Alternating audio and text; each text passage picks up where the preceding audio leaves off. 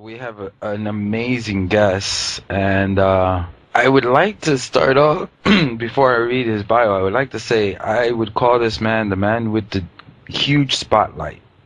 He's just shining light on everything. He's called by Wired Magazine an authority on Hermetic and alchemical traditions and Eruzi conspiracy hunter. Jay Weidner is a renowned author, filmmaker, and Hermetic scholar, considered to be a modern-day Indiana Jones for his ongoing worldwide quest to find clues to mankind's spiritual destiny via ancient societies and artifacts. His body of work offers great insight into the circumstances that have led to the current global crisis. He is the producer of the documentary film 2012, The Odyssey, its sequel Time Wave 2013, and director of the forthcoming feature documentary Infinity, The Ultimate Trip. Jay, welcome to the show.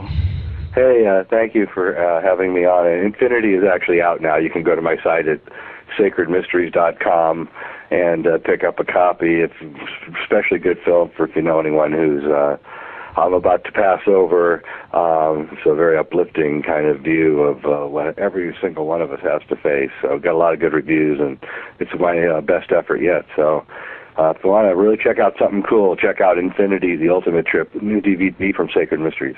I actually got it. It showed up yesterday. I ordered it the other day, and it showed up yesterday, and I watched it last night. It is an actually very, very enlightening show. So congratulations on that one. So Jay, we want to kind of lean this towards the theme of our show, which is consciousness. And in your best definition, what is consciousness? Consciousness is self-awareness. So it's when you're, Narcissus was the Greek god who stared down into the pond and saw his own reflection and fell in love with it. Well, consciousness is being aware that you are a sentient being. It isn't. Animals have degrees of consciousness, but only humans have the ultra consciousness, and we've been gifted with that because we are parts of a living planet named Sophia, and we are her. We are the way she thinks. We are the way that she processes information, and so consciousness is also the planet becoming aware, self-aware. And that is what we are in the middle of right now. We are neurons inside the mind of the goddess Sophia, the living planet of the earth, Gaia, whatever you want to call her. And when we talk and communicate, we are that is the synapses inside the mind of, or the consciousness of Sophia as she grows towards self-awareness. And we're in the birth, the birth of this thing right now. We're in the birth of Sophia, the planet, actually gaining total and complete consciousness. And at that point, she will turn into a kind of a meta-dimensional being, of which will be completely different from anything we can even imagine. And we're on the cusp of this, or we're going to fail. And Sophia's tried many times now to to get to consciousness, and she's failed several times. But this time she's added a few booster rockets to her assault on the alien forces which seek to stop her from reaching consciousness. And the internet is one of them, and that's why I do radio shows and TV shows and things, and do have my own DVDs, is because we have a lot of, I don't want to use the term weapons, but, I do like martial arts, so I'll say a lot of chops and a lot of kicks left in it, and we can get rid of the things that are dragging us down, that are making us not aware, and we shouldn't really worry about converting unaware people to awareness. I think that's just really a waste of time. I think what you have to do is you have to encourage the aware to become more aware.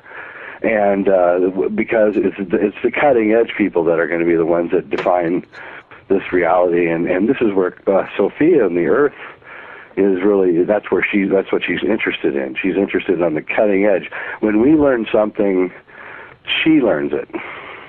when we see her beauty, she sees her beauty. When we look at a picture of her from outer space, take a picture of her from outer space and look at her through our eyes, she sees her beauty for the first time. And this is the collective consciousness that's emerging right now, and will continue now, because we're now past the threshold. Thank God, and or maybe I should say thank Goddess, and we're moving now towards this mass consciousness where I don't know what's going to happen. Will we turn into a single entity? I don't know what Sophia has in mind for us as we pass through the barrier of space and time and move into this next meta-dimensional place. But the more conscious we become, the more self-aware we become, the more aware we become of everything, and the more it seems to turn on more neurons and to create more synapses inside the brain. And each brain is, a neuron inside her consciousness. So there's a fundamental thing going on here, and where it ends is up for grabs, and that's why I think we all need to be fighting for it, because it's that important. One of the what was it? 3 weeks ago, we interviewed John Lam Lash, and he also spoke about Sophia. My question to you is: did you ever experience what he called the light substance? The organic light. Yeah, organic light. Yeah, well, the organic light is in order to understand all this, you have to understand alchemy, and in order to understand alchemy, you have to understand that there's an interaction going on between two different aspects of Sophia. She has two different aspects. One is the hard planet, which is in rocks and dirt and plants and things, as that old song would say. And then the other part is what we call the area surrounding the Earth, the envelope, the donut-shaped electromagnetic field that exists with the Earth inside the hole of the donut, if you might. And when you reduce, then there's an essence. There's two essences that are at work creating life on Sophia. One is what we might call the terrestrial essence, and the other is the celestial essence. And the celestial essence is a force that is pulling out from the Earth, up into the sky, and the terrestrial essence is that which is pulling everything down into the Earth. And life is that tension point between these two essences. The problem with life is that as you age, you gain more of the terrestrial essence and you lose your celestial essence, until by the time you're an old person, you're almost all terrestrial essence, and then finally you crumble into the earth and become 100% terrestrial essence. So the real key to the Philosopher's Stone, and I would point out that philosophy merely means the love of Sophia. The magic of the Philosopher's Stone is that someone a long time ago figured out how to grab the celestial influence or particle or charge, because it's really more of a charge than a particle or a wave. It's really electromagnetic, but I don't want to get into that because it's too complicated. And so as we go through the yugas or the ages, we get denser and denser, and the Earth gets denser and denser because the electromagnetic field of the Earth is growing denser, and our lives get shorter, and we're more unhealthy, and we get more stupid, and that's what's going on now. And so it becomes of most revolutionary importance to take as much of the celestial influence as you possibly can. And as you age, it'll become even more important. And you can do that with, Taoism, and with the Qigong, and with yoga, and with hiking up mountains. That's why mountains feel so good, because you're up around the celestial charge with less of the terrestrial charge. And this is why you get bummed out in the winter, because the light carries the sun is probably the source of the celestial charge, and when the sun's bathing you, your You're getting a lot of the levity charge. Also, it could be called. It causes things to levitate, and so the magic of what's going on right now is that Sophia, as my friend John likes to call her, which is actually more correct because Phi is, of course, the way that she works her magic in nature. So what she has done here is the anti-Sophia forces, the Archons, keeping Sophia on life support at the intensive care unit, and they just want to suck off her energy, and that's it. They aren't really interested in her achieving consciousness or self-awareness or any of that. All they like is her energy, her forest, her fish, her water, her everything is devouring it. And this is a necessary part of the awakening of Sophia, but what is the most integral part of the awakening of Sophia is that we take command of the situation and say, no more. And we realize who we are and where we're living and what she is. And then we refuse to live in the world of the Archons.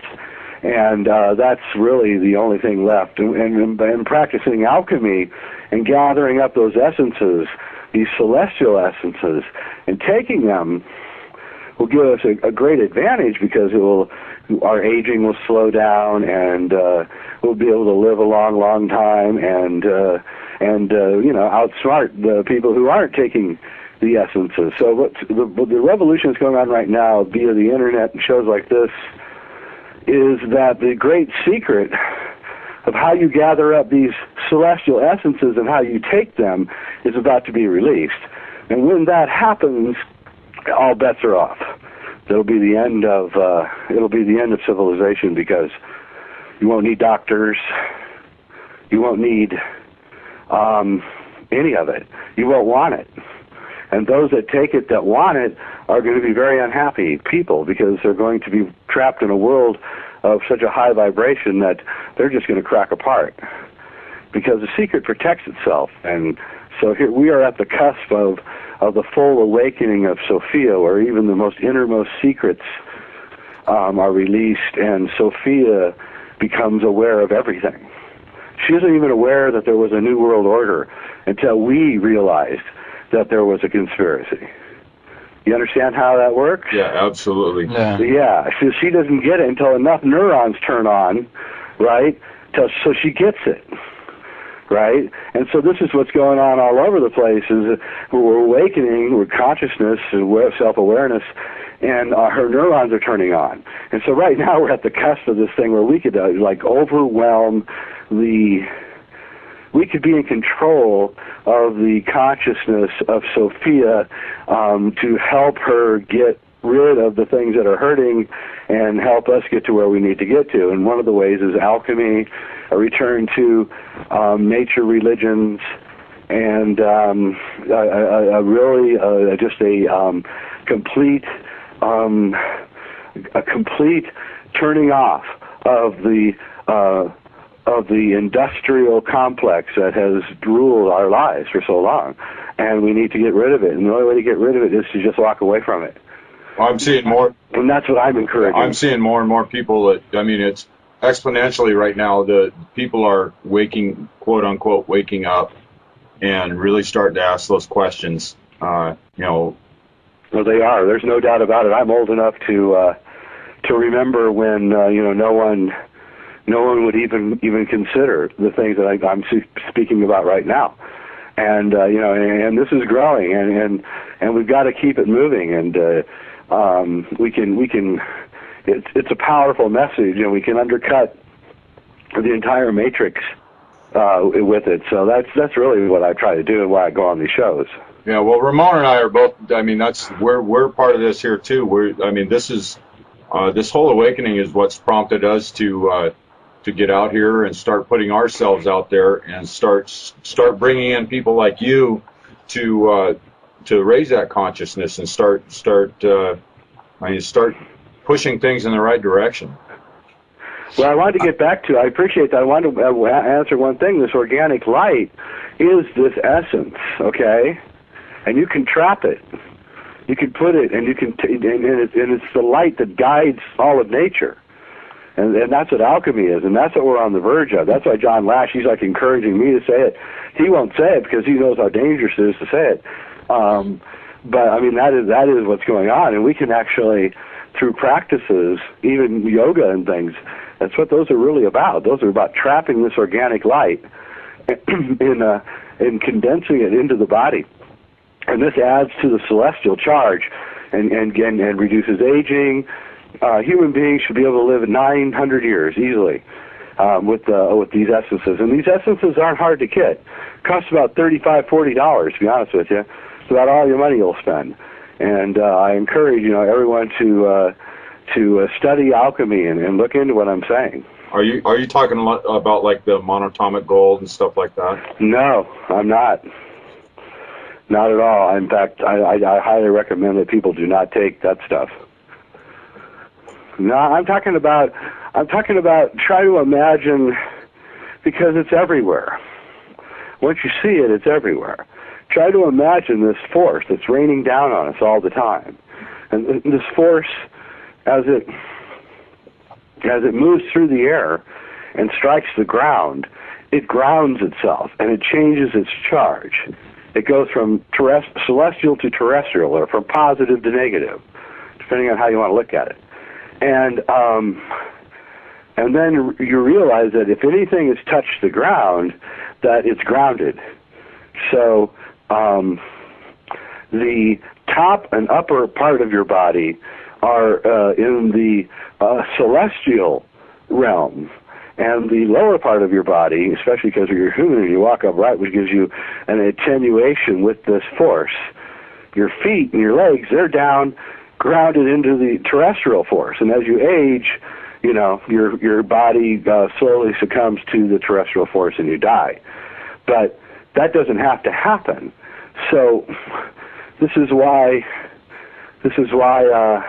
monasteries are up in the mountains. It's why people take mistletoe, because it's the only plant, one of the only plants whose roots is not in the ground.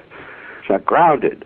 There's hundreds of ways to imagine how to trap this force, and you just have to change the way you think, and once you change the way you think, and you realize, oh yeah, there's this force, and if I get it, I will add to the celestial part of my being, and then you grow plants in it, and you feed it to animals, and so it's the force that can end the reign of the archons at the end of the Kali Yuga, which is really what we need to be fighting, and who we need to be fighting is this alien race that is evil beyond belief and has taken over the world, and we need to call them out, and we need to get rid of them. We need to do it in a nice way, but we need to get rid of them. So, well, but this. Go ahead, Ramon. No, I was going to say that everything you're describing with the energy, it really sounds. You made me take a double look at Tesla's work, even though that was.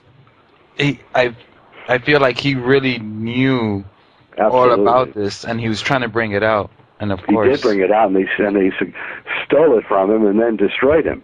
That's what they do to you. That's what they always do to you, because they're archons. They can't do anything else. So the thing is that you just have to get it out, and you just have to push it out. And in the age of the internet, you can, and let it land wherever it lands. It's you just get it out there. And in the internet world, these ideas can become viruses and spread quickly in the underground streams where no one's watching. So, and since this idea is really the idea that will overthrow them all, I have to do it, but I have to be careful. I was hoping someone else would start doing it. And as we approached 2012, I realized that no one was doing it, so I decided to come a little bit further out of the door here and talk about it in a little more open fashion so that people can start realizing that they have to rethink their view of reality. I saw one of your interviews where you were talking about this energy vortex that's in your body, and it's also the same one around the Earth. It comes around into your head and spins inside your body, and it seemed like the strong point was what the Chinese call the dantian, or right under the belly button. Yep. During my own personal practice of qigong, it really heats up. So I'm really understanding what you're saying, and Well, then with the Qigong and Taoism is the original alchemy and understands how the Qi works, or the Qi. And, we have a series of Qigong videos that are really good. We shot at Big Sur, that are at sacredmysteries.com. And, yeah, we're big into, I'm big into trying to return the world back to Taoism and those kinds of practices, because those are the memories of this, of when we knew about these forces. So we've forgotten them, and I have to put the blame squarely on Newton and Einstein, because they are the ones who brought in this specious idea called gravity. You see, there is no gravity. I know that sounds shocking because I can't believe I'm saying it, but the more I look at it, the more I'm like asking myself, well, what's the point of even having gravity? And then I realize that the whole point has to be nothing more than to force the minds of the young people in college onto a wrong turn and away from the alchemical knowledge, because it isn't gravity that holds you to the earth or brings an apple down or whatever. It's electromagnetic forces, and it's this force, this terrestrial force, the negative charge, if you will, that is holding you to the earth. Wow. And there's more negative charge than positive charge, because the air is lighter than the ground. So the negative charge, unless you find a way to get off the ground, is always going to win, okay? But you can battle it, and there's things you can do that will get more of that other charge. And so I started looking at this and going, well, where does gravity come in at all? And then you realize that they're really following Tesla, who knew everything I'm telling you, and not following Einstein at all. And so when you read, they're back engineering anti-gravity craft, and all say, well, come on, they are not. They're smart enough to know there's no such thing as gravity. It's a wrong turn that is going to end this world unless we pull out of it soon, and I don't know if we can. I mean, I'm sure I sound like a crazy person to anyone listening who thinks that they understand science, but even science will admit to you, physics will admit to you that there's four forces in the universe. There's your weak nuclear force and your strong nuclear force. There's your electromagnetic force, and then there's gravity. And they admit that gravity is by far the weakest of these forces. Yet that's what they use to construct their entire universe. and it's specious, and it's totally absurd. And when you know alchemy, you can understand that it isn't that at all. It's an interaction. It's an electromagnetic tension that makes life. You, everybody listening is caught between the forces that are pulling it down and the forces that are pulling it up. And you need to assist the forces that are pulling it up, because they're weaker than the other forces. And in the Kali Yuga, they're even weaker. So that this is what the Kali Yuga is. This is what the Four Ages is. The golden, the silver, the bronze, and the Iron Age are actually the densification of the Sophian electromagnetic field, whatever that means, and it's a natural process. And what's great about the densification that happens every 26,000 years or so is that that's when the network of consciousness is formed. It looks like hell, right? But actually, she's reaching consciousness, and so you can breathe easy. There's lots of things going wrong in the world, but you don't really know what's going on, and you don't know what she has in mind, and so we don't know, and anything's up for grabs. And so what we need to do now is to realize the true nature of reality, and then change society to reflect that. That makes so much sense. The gravity thing. It does, and it reminds me of back again to those qigong masters when they're when you see them on TV, and they'll like step on a piece of painting and they won't go through the painting, and then they'll have somebody else step on it and they'll go right through the painting, where they become, their bodies become so light that they can step on eggs and they won't break the eggs. That's exactly right, and they've actually sports teams have actually gone to places like New Guinea and Central Africa to find athletes that can jump high, right? And one of the peculiar things they found, which they never really noted as being important, but which is really important, is that the people who were the highest jumpers were the people who didn't live inside construction. They lived in warm places. They slept out at night, almost every night. And the dew, which passes through the air and gathers up this charge, falls on them. And as we live out indoors, we stop the flow, the natural flow of this force, which comes down through dew. Dew is the best. So you collect dew and make sure you don't ever let it touch the ground. You stop it from getting grounded. And you can grow sprouts in it and drink it and boil it down and turn it into the Philosopher's Stone. I know people that collect hundreds of gallons of dew. Wow. And there's other magic waters that you can gather that not just the dew, water that comes out of an electric storm. If you live like in the Midwest in the summer, you can collect really incredible water during these storms, and that's highly charged and has this particle in it that will cause people to live longer and transmute metals, and you can astral travel. You can be 80 years old and look like you're 25, that kind of thing. Going back to the Tesla stuff a little bit, and it being reintroduced to society now, and people, turning their minds in that direction.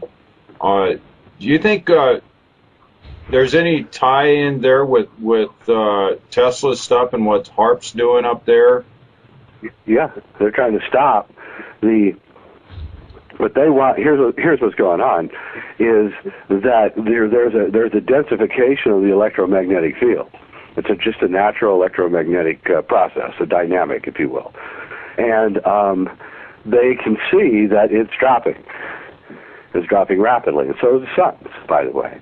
And this is what happens at death. When you die, your electromagnetic field runs out, and the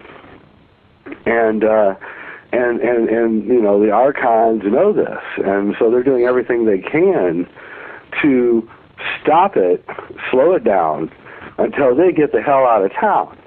And that's what they're doing right now. They're the ones who developed the UFOs, and I want to read a great book about the archons. Read Jacques Vallée's great masterpiece, Messengers of Deception. Great book.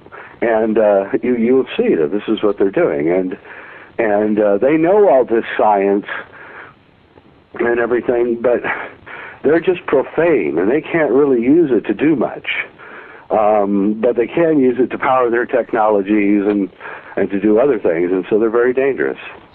And I'm sure they don't even like me talking about them. So you think of what they're doing? I know they're not, pumping up the whatever radiation they say they're doing into the ionosphere. You think they're trying to affect the magnetic field then? Yeah, that's what they're doing there. I mean, that is what they're doing. They pretty much admit it. Yeah. And, that would kind of explain why the chemtrail crap, all the aluminum and the metals that they're dropping in there. That's to increase the conductivity of the air. I've never been able to say this publicly before. I don't know how I got onto it. I guess you did it. But the chemtrails are to add metallic substances to the air and for them to be able to increase the electromagnetic field falsely through HAARP. Right. And keep it going, because when it dies, when the electromagnetic field of the Earth dies, they die. Get it? They die. Which, I'm all for that. Hey, so John... Yeah. Let's get it out, no shit.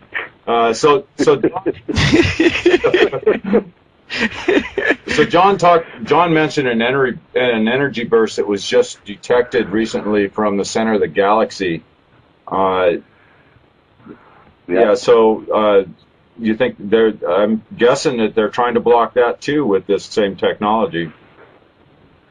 Well, they can't. There's only so much they can do to stop things, and they can go on with their manipulation, but it's not going to work. And right now, it's important to get out as much information as possible via the internet, and forget trying to make money off of things. And it's not going to work. It's all over. This is it. This is the one we've been waiting for.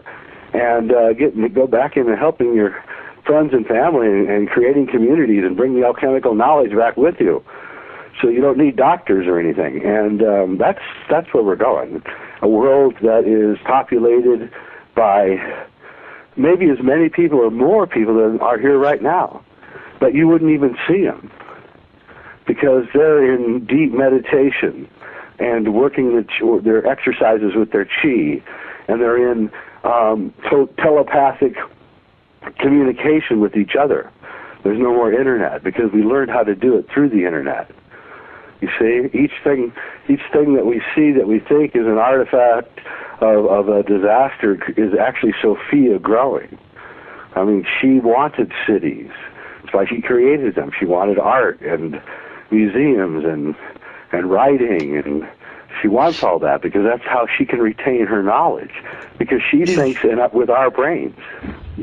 Is that one of the reasons why almost every major city has these huge crystals under them? Well, the whole Earth is a crystal. It's part of her dynamic.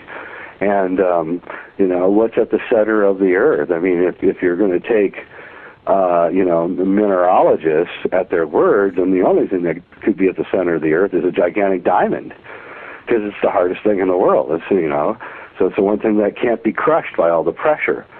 But of course, it's not electromagnetic anyway. But what's interesting, though, is that these crystals are what gives rise to this to a high increase in the celestial charges or particles. And so metals like gold and silver have a high amount of this charge, and crystals have a high amount of this charge. So once you understand all this, it just becomes glaringly obvious what's going on, and how they have successfully. And this is the part that's just, it's one thing to be in possession of the alchemical knowledge that can change the world, but then you look at the history of this whole thing, and you see the absolute subjugation, murder, terror, that they inflicted on people who were talking about these things, and it'll give you, you'll look twice, I guarantee it, because that is the part that gets really scary. Every time somebody starts talking about this, the hammer comes down. There's the one thing they don't want you to know about. The first thing Mao did when he took over China was to destroy the entire Qigong monasteries. Right. Yeah. And that's what they do always. It's always what they do. They destroy the last vestiges of any of the traditions that are about gathering up the celestial influences. Get it? Yeah. Yeah. That's what it's all about. And they don't want you. And the more celestial influence you gather up and take into your body, the smarter you get, because your brain is run by it. And also, since it causes levity, your capillary systems open up, and your brain gets more blood to it, so your IQ goes up, and you don't have to work as hard anymore to stay fit, and your arthritis goes away. And they say, the legends say, that if you really know how to take the celestial element and reduce it and make it into a stone, that you will grow your hair back, grow your teeth back, your nervous system comes back, new skin comes back. It's quite miraculous. This kind of reminds me. We're gonna interview a Japanese monk who everything you described him according to legends, because I haven't witnessed him doing any of this stuff, though I've seen some amazing pictures. There's a picture of him where he was kind of balding, and you can see that he's balding, and now 5 years later, his hair's like grown back in that area. Yeah. Oh yeah, those are from the chi practices. But you never know what their real secrets are. There was a guy I knew that was building homes in India back in the 70s, and he noticed a Sufi priest that everybody in town knew and waved at every day. And one day he asked the people he was staying with who that guy was. He said, "Oh, he's, blah blah blah, the Sufi priest." And he says, "Oh, everybody likes him." Oh, he goes, "Oh yeah, he married my great grandmother and grandfather." And he's like, "What?" The guy looks like he's about 35, right? And and so you can see that this is probably a science that's been underground since the really where the archons got heated up 2,000 years ago and started taking over everything. That's when you see the real downfall of alchemy and and all of it. And I think people like John Lash and me were just kind of sick and tired of it. Like we've been watching this thing fall apart, and we had so much great potential.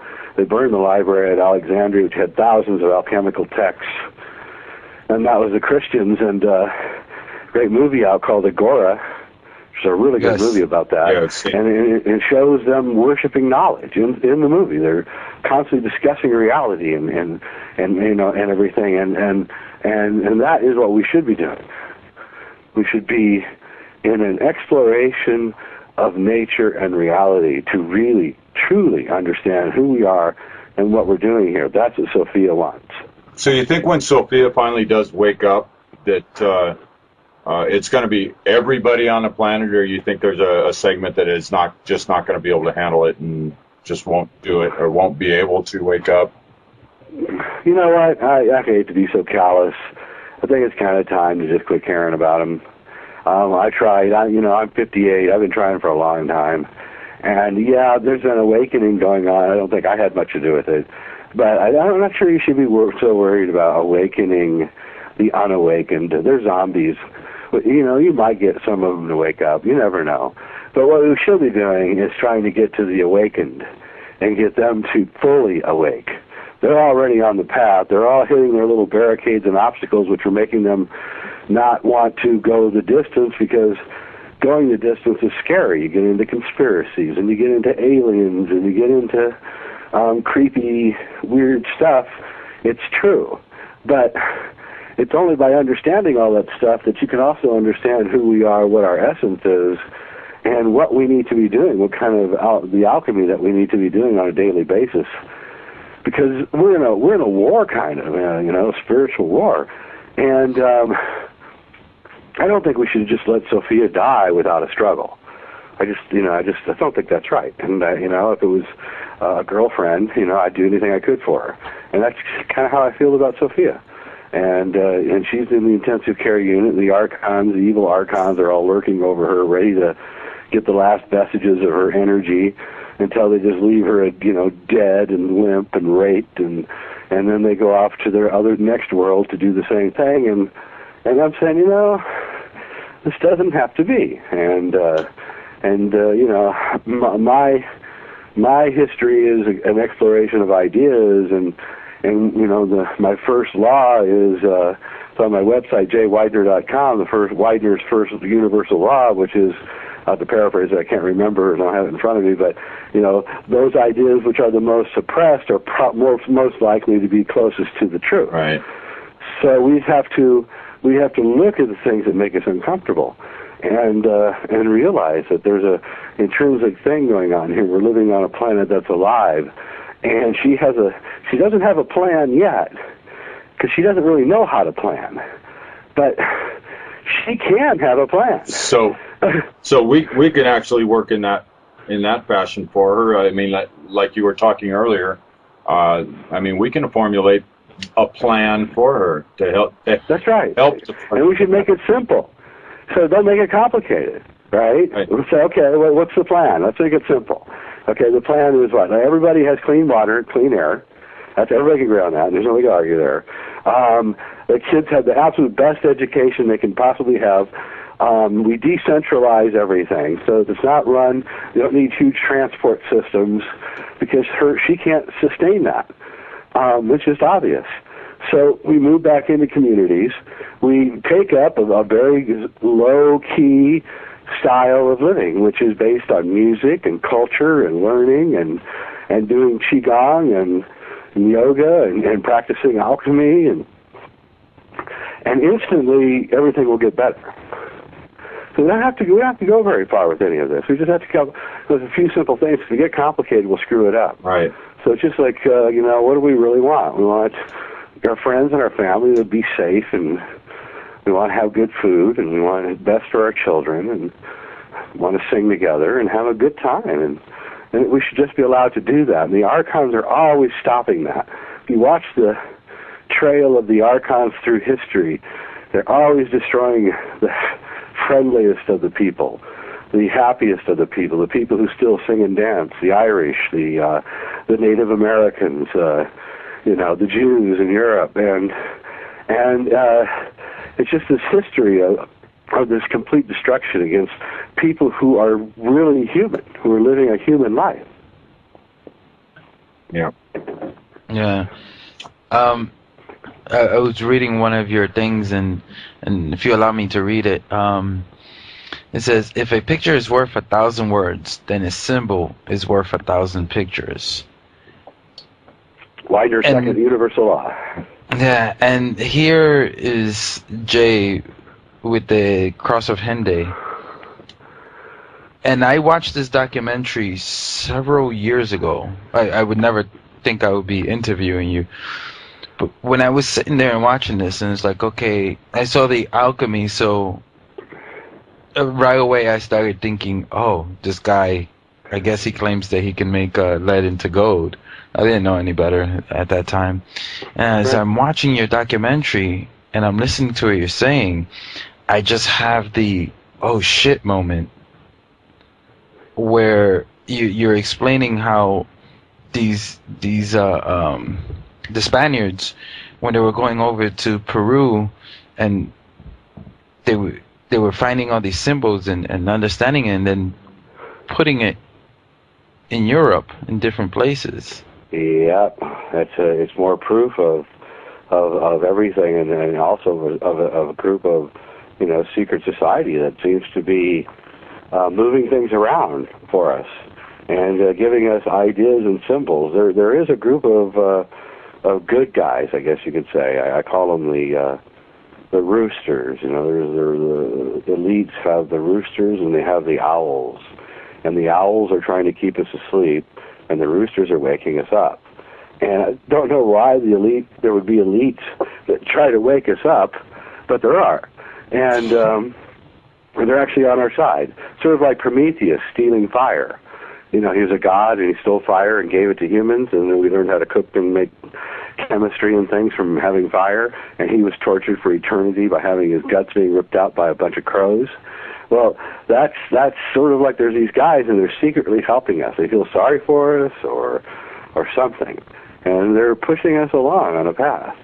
And we have to realize that there's no action. So if you think there's like a bunch of synchronicities happening in your life, then maybe Sophia is trying to talk to you. It's the same thing with shamanic substances that are organic, like dimethyltryptamine or the ayahuasca and mushrooms. These are the way that Sophia. This is how you learn the knowledge of Sophia. You go into her mind.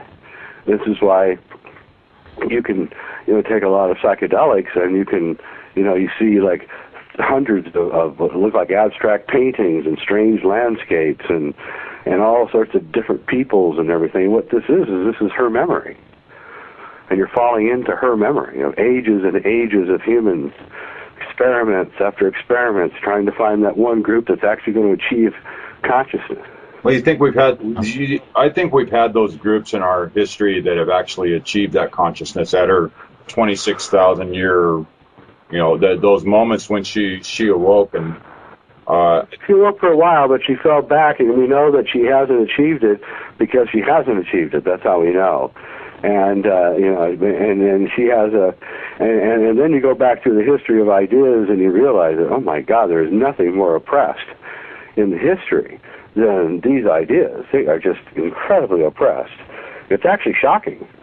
The Inquisition was really going after Gnostics. Right. All of it is just like, it's just one long, horrid, display, one horrid thing after another as they attack and kill anyone who preaches about Sophia. Yet science, which doesn't have anything to gain or lose by any of this, they take a look at the Earth and they're befuddled by the way that the Earth always has an average temperature no matter what. They're befuddled by how different things can happen to the Earth, like comet strikes or huge volcanoes going off, and still the Earth always recovers. And they finally concluded, that it had to be alive or something. So science can go there, but we've been torn away from it, and we need to go back and use the science as one of our places to show people that we're not kidding around here. Speaking going into science, you think that seems we got a really big push on with all the astronomers and stuff looking for that planet in the Goldilocks zone type thing. You think we got that group looking for a place to run away to, or? Well, they don't need to go there. They've already got their safe places on Mars. Go to the website Mars Anomalies, Joseph Skipper's great work, and you can see their colonies. I mean, they're there. Yeah, and so they've got colonies out there, and they're way advanced farther than us because they understand alchemy. You understand? They know all about the celestial and terrestrial influences, and they're using it. That's how they fly around. So it's like more for us and screw the rest. They're archons. That's exactly right. Yeah. Okay. They do not care about her. They don't care about you. They don't care about me. All they care about is power. Period. And and their own ass, and saving their own ass. That's all they care about. So pretty basic. With the angry sun that you've discovered, do you feel that when this happens, when you have the angry sun, does between it and Sophia and us, is that like the beginning of change physically, alchemical change? Yeah, and the sun cycle is we know it exists now, so we don't have to prove it or anything. Fortunately, science finally caught up to my book, and now science is admitting that they found these solar cycles and huge solar flares of the Earth 13,000 years ago, and 26,000 years ago, and 43,000 years ago, and back. So we know that they happen and everything. We know they're extremely dangerous. So what this is see, Sophia has to reach metadimensional consciousness before the solar flares come. Okay? The solar flares are very destructive to her. But if she has enough essence, consciousness, and awareness, she can be transmuted by those fires. Because we really don't understand a lot of this. So we have to give a lot of leeway towards what is actually happening here. We don't know if, one of the best things that can happen to a pine forest is to have a big fire. Because that's how the pine cones finally release their seeds. They need to get heated up to about 175, 200 degrees. So, fire isn't necessarily a bad thing. And so she will be transmuted by the fire at the end of time, and the whole point now is to turn her into a conscious being before that happens, so that she can then use the fire coming from the sun, the periodic solar storm, and use it to transmute herself. So, yeah. So we got a scenario here. We have somebody just barely waking up, starting to ask questions about what's going on in the world. Is there a God? Somebody who's actually been prompted and seeing the synchronicities, et cetera, et cetera, et cetera, what would be your suggestion for a good place for them to start? Well, you are part of her essence, and you need to start working and understanding that, and then you will, everything will just become right for you. And synchronicities are signs that you're being given. If you ignore them, you ignore them at your peril. And you need to follow the synchronicities, and you need to follow them all the way. Don't let them go. Whatever weird thing happened, you need to look at it. It's a break in the matrix. You need to study it. The more synchronicities you have, the more it is that the matrix of Sophia is trying to communicate with you in whatever way that she feels that she has to. And there's many ways. It depends on who you are. And the more aware that you are of her communication with you. I used to know a shaman, a lady, and she was looking up at the sky one day. We were walking in the woods, and she said, "Oh, my uncle Henry just died." And I said, "How do you know?" And she said, "Do you see that cloud there? It looks just like him." And she was right. You see, I looked up there and I sort of saw a face. But, because Sophia was communicating and is always communicating to us, but we aren't aware enough or conscious enough to understand her communications. So there's all sorts of things. This is what divination and a lot of other things are. It's really tremendously amazing, and once you understand it, you can do anything within it. Absolutely amazing world, I'll tell you. I'm just more amazed every day. So you should be. I am. You can't learn enough. It's an astonishing place. Yeah. So we got about 5 minutes left here, Jay. Let's give you an opportunity to give us a parting statement and your websites and your material that you've got out there. Well, you can go to my wife's company, actually, sacredmysteries.com, where we have a DVD production company. We have about 17, I think, DVDs coming out, and you can go to my own website, jayweidner.com, jayweidner.com, where I have all my free stuff up. Stanley Kubrick, Faking the Moon Landings, and Hyperdimensional Time Explained, and all that. And I don't know what to say to people except that,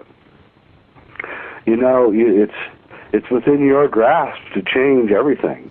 And you just have to do it. And the first thing you need to do is understand the true nature of reality. And when you do understand the true nature of reality, you'll see the light that's in people, the organic light, as John Lash calls it. And when you see that, it will help to guide you through the treachery of this world. And once we get through the other side, we can get rid of these lower base drives and emotions and motives, and live in the golden age, which is an age where we are meta or hyperdimensional beings living in an elongated life of hundreds of years with the earth as a garden. And it's not something, a pipe dream. It's a very, very easy possibility. So we just have to imagine it, and it will happen. So we are, something that John mentioned to me about the Archon. I think if somebody feels that they're being oppressed or the subject of an Archon's quote-unquote attack, there's some very simple things that you can do. Just realize that you are actually a divine being, and the Archon can have no command over you. That's exactly right. They're jealous of us because we are that, and they are not. And so we've got to quit, being like sheep and just baaing and running around with them chasing us with their loud barks that actually mean nothing. I don't really think they're much there, to be honest with you. I think that they've got a lot of weapons and they've got some really scary expressions, but if they shoot us, they shoot them, because the one thing an Archon doesn't want to do is work. All right? So, who's going to do the work? And so, I think they're getting more and more reluctant to pull the trigger because they don't know what's going to happen. The awareness is happening so fast that they can't bottle it up, although they're certainly trying, which is why I'm talking as fast as I can nowadays. And and where it's going to get really, really interesting. Oh yeah. So absolutely. So well, Jay, I want to thank you so much for coming on tonight, and we hope to have you back again soon. Yeah. We really appreciate it. Well, I wish I could have been on longer, but I've got my sinuses are completely caving in on me, so I gotta stop talking here. Absolutely, not a problem. Well, thank you so much, Jay, and thank you guys. Keep up the good work. Remember, this is what we're all about: spreading the word. Hope you feel better.